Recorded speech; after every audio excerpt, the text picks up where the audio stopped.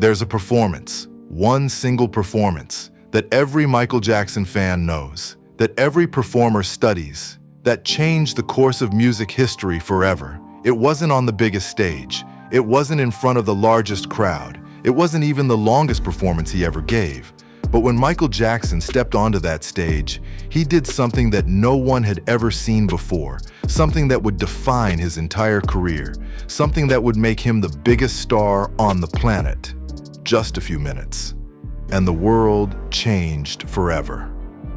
Today, we're breaking down Michael Jackson's most iconic live performance. And we're going to build the suspense because you need to understand why this moment was so powerful, what led up to it, and how it changed everything. By the end of this video, you'll never watch this performance the same way again. Let's get into it. Before we reveal which performance we're talking about, let's establish what makes a live performance truly iconic. Is it the biggest crowd?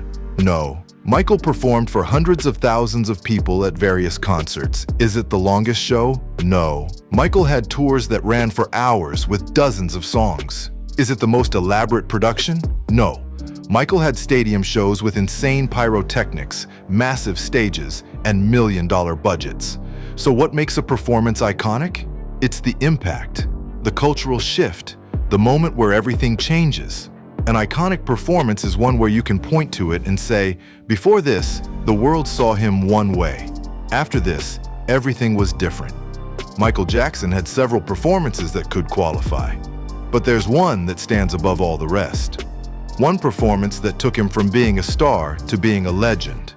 One performance that introduced a move so iconic that it's still being imitated 40 years later. One performance that was watched by tens of millions of people live and has been watched by billions since. You might already know which one I'm talking about, but stick with me, because the story of how this performance came to be is just as fascinating as the performance itself. Our story begins with a phone call. It's early 1983. Michael Jackson is 24 years old. He's just released an album called Thriller a few months earlier. It's doing well, it's climbing the charts, but it's not the phenomenon it will become yet.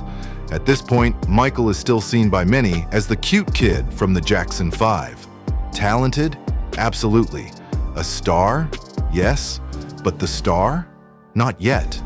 Berry Gordy, the founder of Motown Records, is planning a massive television special to celebrate 25 years of Motown. He wants all the legends there.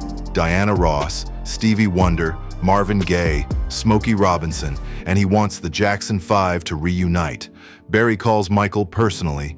We need you. It'll be a celebration. The good old days. All your brothers together again. Michael says no. He's trying to move forward, not backward. He's trying to establish himself as a solo artist, not as part of the group. He doesn't want to be seen as nostalgic. He wants to be seen as current, relevant, revolutionary, Berry calls again and again. He's persistent. Finally, Michael makes a deal that will change everything. I'll do the Jackson 5 reunion, but only if I can also perform one of my solo songs. Berry agrees. He probably thinks it's a fair trade. The reunion will get ratings. Michael can do a solo song as a bonus. Everyone wins. What Berry doesn't know is that Michael has been planning something, practicing something, perfecting something that the world has never seen before. Michael agrees to the deal, and the date is set, March 25th, 1983. The performance that will make Michael Jackson the king of pop. So, what was Michael planning? He'd chosen a song, one of the tracks from Thriller that was just starting to get radio play. A song with a distinctive bass line, a song that people were beginning to recognize. But it wasn't just about the song. Michael knew that to truly stand out among legends, he needed something more. He'd been watching street dancers in Los Angeles, performers who did moves called the backslide and the glide, moves that created the illusion of walking forward while actually moving backward. Michael became obsessed with perfecting this move. He practiced for hours, days, weeks. He worked with his choreographers. He refined every detail.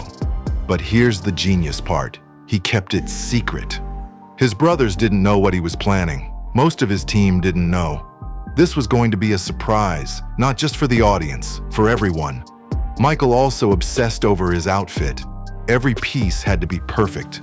Every piece had to enhance what he was about to do. Black jacket, tight black pants, white shirt, white socks, black loafers, and the white glove. The single white glove that would become his signature. Why white socks and a white glove? Because when he moved, the contrast would make his feet and hands pop against the dark clothing. Every move would be highlighted, impossible to miss. Michael wasn't just planning a performance, he was planning a moment that would be frozen in time forever. And he knew exactly what stage to do it on. March 25, 1983, the Pasadena Civic Auditorium. The room is packed with 7,500 people. Music royalty fills the seats, legends who have seen everything. And watching at home, 47 million people. This isn't just a concert, this is a television event. The show begins. One legendary performance after another. Diana Ross brings down the house. Marvin Gaye is incredible. The Temptations are flawless. And then, the Jackson 5 take the stage. Michael and his brothers perform their classic hits. I Want You Back, The Love You Save, I'll Be There. The crowd loves it. It's pure nostalgia. It's exactly what everyone expected. Safe, predictable, fun. Michael is smiling, dancing with his brothers, harmonizing perfectly.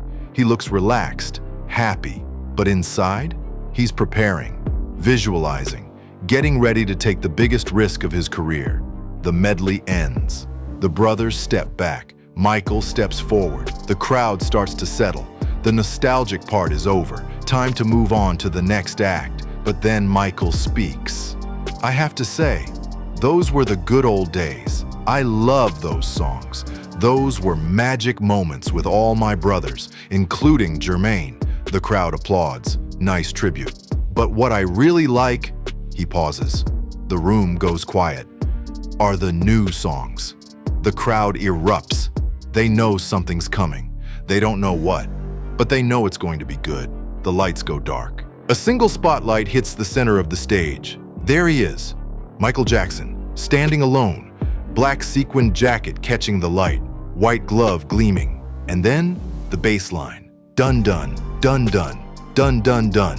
Everyone recognizes it immediately. It's that song, the one that's been climbing the charts, the one everyone's talking about. Michael starts moving, and from the very first gesture, you can tell this is different. This isn't the Jackson 5 Michael. This isn't the cute kid. This is something else entirely. He's smooth, controlled. Every move is deliberate. Every spin is precise. He's not performing for the crowd. He's commanding them. The crowd is already screaming. But Michael doesn't acknowledge them. He's focused, locked in. This is art. He hits the first verse. His voice is perfect, clear, powerful. He's singing live while doing choreography that would leave most performers breathless. Then the dancing intensifies, spins, sharp movements, freezes that stop time. Celebrities in the front row are on their feet. People who have seen everything are mesmerized. 1 minute in, Michael does a spin and freezes mid-motion. The crowd loses it. He's building anticipation, making them wait, making them desperate to see what comes next. And then, 1 minute and 32 seconds into the song, Michael does something no one in that arena has ever seen on a major stage before. He glides backward, smoothly, impossibly, like he's floating. His feet are moving forward, but his body is traveling backward. It defies logic. It defies physics. The crowd explodes. People are jumping out of their seats. Celebrities are screaming. Grown men have their jaws on the floor. Fred Astaire, the legendary Fred Astaire, is in the audience. He's standing, he's clapping, he's watching the torch being passed. Michael does it again. Longer this time, smoother, more controlled. The screaming is so loud you can barely hear the music. Then he hits the pose that will be replicated 1 billion times. He freezes on his toes, one leg bent behind him, one arm raised, head tilted down. Complete stillness while the arena falls apart around him. 10 seconds. The tension is unbearable. Then he snaps out of it and keeps dancing like he didn't just change the world. The performance continues. More spins, more impossible moves. But everyone knows, everyone feels it. Something just shifted. Music history just changed direction. This isn't just a great performance. This is a coronation. The performance ends. Michael walks off stage. The crowd is still screaming. They don't want it to be over. Backstage, Michael is surrounded. Legends are hugging him, crying, telling him they just witnessed something they'll never forget. Fred Astaire calls him the next day. "You're a hell of a mover. You're an angry dancer. I'm the same way." But the real impact happens in the days and weeks that follow. The song, Billie Jean, shoots to #1. MTV, which had barely been playing Michael's videos, suddenly has it on repeat. Thriller, the album, goes from successful to legendary. Sales explode. It becomes the best-selling album of all time.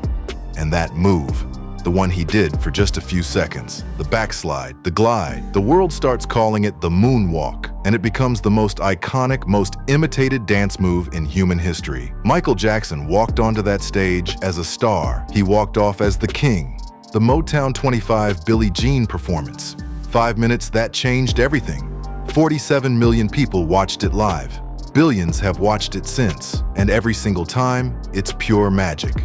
The moment Michael Jackson became immortal. So there it is, Michael Jackson's most iconic live performance. Not the biggest stage, not the longest show, but the most important.